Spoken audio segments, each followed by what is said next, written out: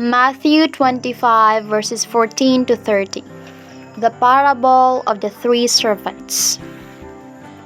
At that time, the kingdom of heaven will be like this.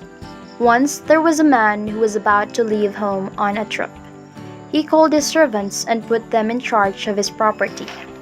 He gave to each one according to his ability. To one, he gave 5,000 gold coins. To another, he gave 2,000. And to another, he gave 1,000. Then he left on his trip.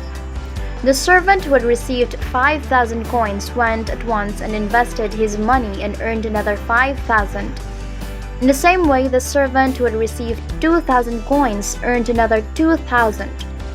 But the servant who had received 1,000 coins went off, dug a hole in the ground, and hid his master's money. After a long time, the master of those servants came back and settled accounts with them.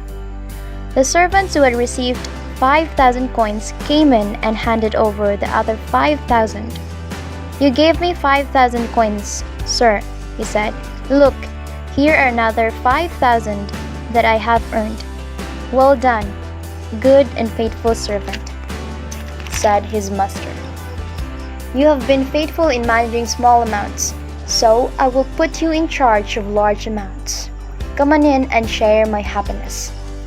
Then the servant who had been given 2,000 coins came in and said, "You gave me 2,000 coins, sir. Look, here are another 2,000 that I have earned. Well done, you good and faithful servant," said his master. "You have been faithful in managing small amounts, so I will put you in charge of large amounts. Come on in and share my happiness." Then the servant who had received 1,000 coins came in and said, "Sir, I know you are a hard man. You reap harvests where you did not plant, and you gather crops where you did not scatter seed. I was afraid, so I went off and hid your money in the ground. Look, here is what belongs to you." "You bad and lazy servant," his master said. "You knew, did you, that I reap harvests where I did not plant, and gather crops where I did not scatter seed? Well then, you should have deposited my money in the bank, and I would have received it all back with interest when I returned. Now, take the money away from him and give it to the one who has 10,000 coins.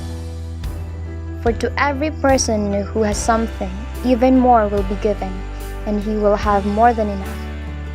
But the person who has nothing, even the little thing he has will be taken away from him. As for this useless servant, throw him outside into the darkness. There he will cry and gnash his teeth."